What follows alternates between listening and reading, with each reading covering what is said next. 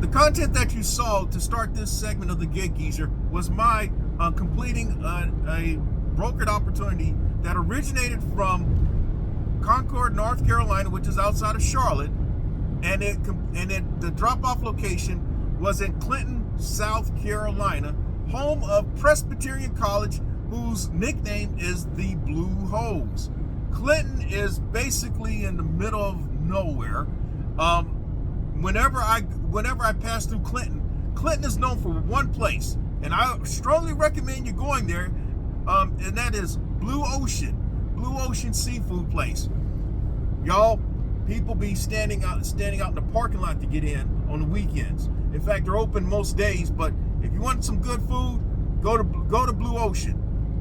You will thank the geezer for that.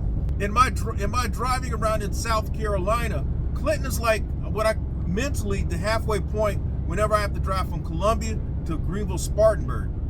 Because what happens when you drive westbound on I-26, the road forks, and you take 385 north going to Greenville, or you take 26 west, continue on to Spartanburg. But that's enough of that. I've got some other over-the-road talk. Now, in recent days, I have not uploaded any content because I've been out on the road, literally. In fact, my over-the-road experience began on Friday morning, October 13, 2023, and it ended late Tuesday night, October 17, 2023. What got me out there was an opportunity that I completed that originated in Charlotte, and the drop-off location was in Irving, Texas, which is in the greater Dallas metropolitan area. That opportunity paid me $1,100. Then, before I left Charlotte, I happened to book another opportunity, taking me somewhat in another direction from Charlotte to Greenville, North Carolina. I took that one. Admittedly, it was more of a cash move in that it was positive cash flow, but in the greater strategy of things, it was a loss. It was a colossal loss. But that opportunity paid me $325. Greenville, North Carolina is the home of East Carolina University. And I'll just leave it at that. So I did not leave for Dallas until the next day, Saturday, October 14, 2023.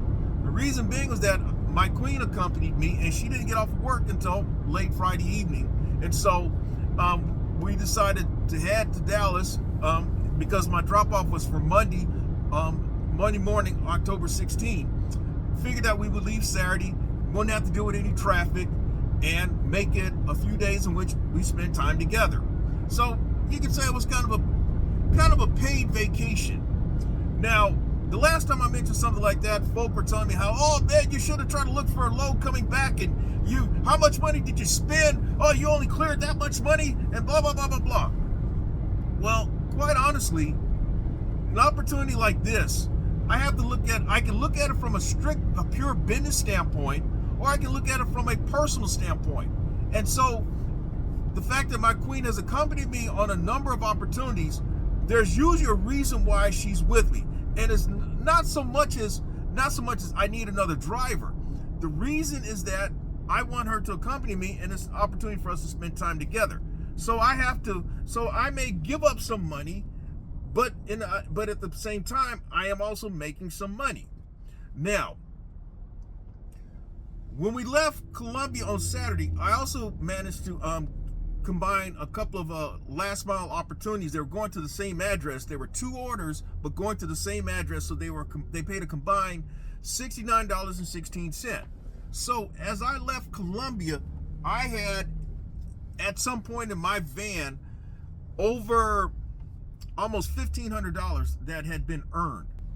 So I knew that I had some money to work with. But I'm going to also share this while I'm at it. And I know I'm almost 5 minutes into this segment of the Gig Geezer. And so what I'm doing is sharing a lot of things about over-the-road experience. When you do actually go over the road, a lot of people kind of talk of the glamorous thing of being able to travel and see a lot of places and all. But there's a serious part to it, and it's the money part to over the road. You've got to be in a position that you have cash on hand, and or you can leverage some of your cash flow with credit cards or whatever.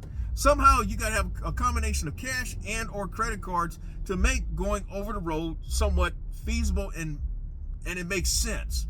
And so if you don't, then you may, over the road may not be what you really want to do. You may want to stick to doing the regional and local stuff because you know that you're going to be home at nighttime, and that's something that I've talked a lot about. But also the fact that you're not going to spend as much money when you're actually local and regional. Typically, over the course of a day, you may spend money for a tank of gas. Worst case, you may have to top your tank or actually fill up a second time. It usually is my experience that you are going to pretty much spend for one tank of gas that day. And so keep that in mind when you think of over the road. I noticed that a lot of folk are talking about, yeah, I'm getting on these low boards, man. I'm trying to make some money doing that. I know I'm gonna have to go out there a couple of days at a time, or maybe even a week at a time. But you better have the couple of days and week money to be able to stay out there, or may cut your trip short. Now, going back to the weekend experience. So we left Saturday. You travel through Georgia, Alabama, Mississippi, Louisiana, and then you hit Texas. Okay. And what I also want to add is that so when you're on the road, it does not hurt having apps at your as additional earnings options, because if you're not able to book a load but you're able to work some apps, well, guess what? That's just as good as working a load. So in my case, that actually proved to be so on Monday. After dropping off the opportunity in Irving, about 25-30 minutes later, I happened to catch a last mile opportunity that went from Arlington, which is like 10 minutes from the actual drop-off location, to Temple, Texas. That trip was about 2 hours, and Temple is about an hour from Austin, which is the state capital. And that opportunity earned me $310. That's right, on an app in Texas. So that said, and then I caught another opportunity when we were driving through Alabama that paid ultimately $47, and it was literally on the route. I mean, the pickup location was right off of I-65, and the drop-off location was right off of I-65. So that worked out well. And so altogether, I earned over $1,800. And when you look at it from money earned to miles driven, which is like about 2,200 miles, I mean, it wasn't a break even on the dollar per mile ratio, but I certainly made up for opportunities that I was not able to book. I mean, there's a lot of reasons why you're not able to book.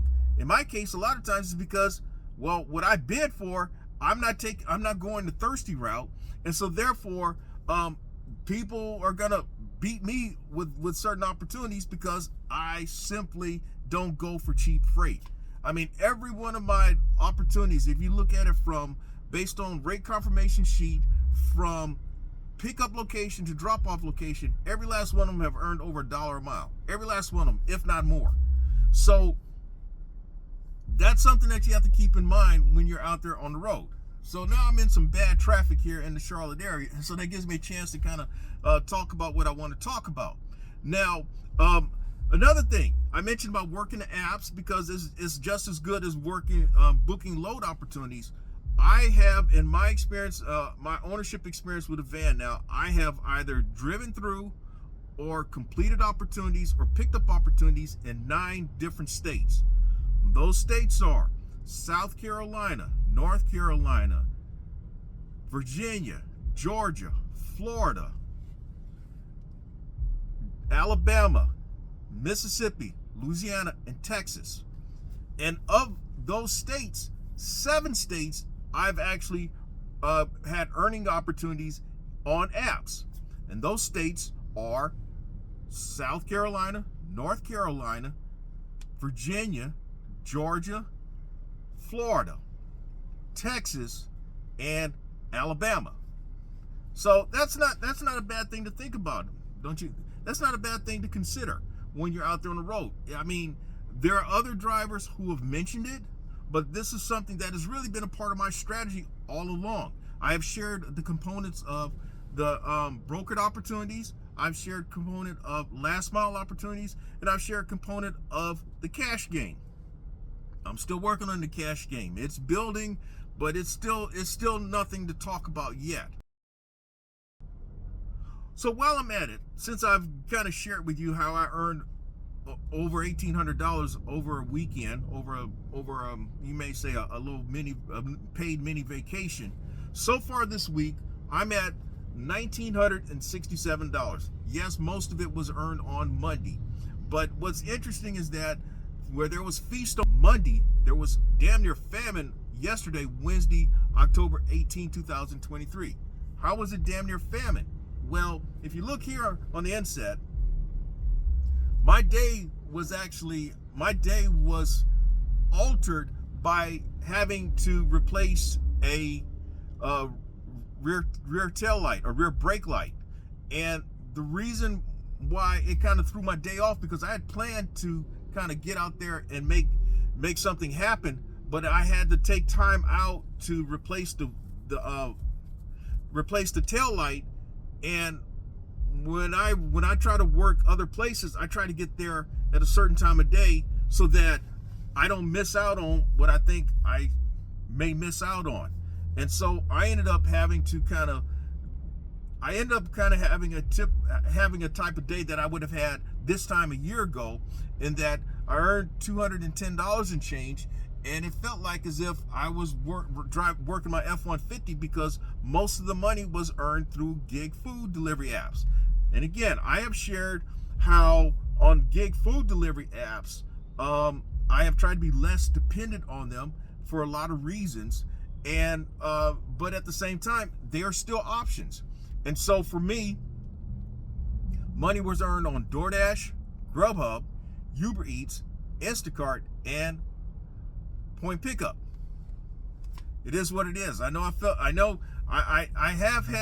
had detractors and those who have chucked spears and arrows and rocks and boulders and a few other items at me, saying how they can make the same money out of their Nissan Altima and their salvage titled SUV and so forth, and that maybe I need to get a W-2, and that I'm wasting my time operating out of a Sprinter/cargo van. And you call yourself operating a Sprinter/cargo van? Well, not every day you're gonna make, as I've become accustomed to now, earning $400, $500, $600, $700 in a day. It doesn't always work out that way. Yesterday, I was thrown off based on the fact that I had to do 10 minutes of due diligence that could possibly save my life. As I will say it like this, there are many stories of people who have died at the hands of law enforcement over one of the oldest tricks in the book, when you get pulled over because of a tail light. That's right, I'll say that. So while I was at it, I tried to book some opportunities yesterday, and it just didn't work. In fact, one opportunity that I tried to book, I had actually won the bid, and as I'm talking to the broker, someone comes in during the conversation and books that load while I'm in the midst of the conversation. So yesterday, I felt that if I made 200, that would be a win. And so, given the circumstances, it was a win. But that's all I have to share for this segment of the Gig Geezer. Hopefully you got something out of it. Hopefully you may have learned something. Hopefully you may have been inspired or motivated to consider your options in a Sprinter/cargo van ownership experience. And with that, if you like the content that's been provided in this segment of the Gig Geezer, or in any other segment of the Gig Geezer, hit that subscribe button. Give my content a thumbs up. Share my content among others. And I definitely welcome your comments in the section below. I'm Inwood Lane, and as always, may your grind and may your hustle continue.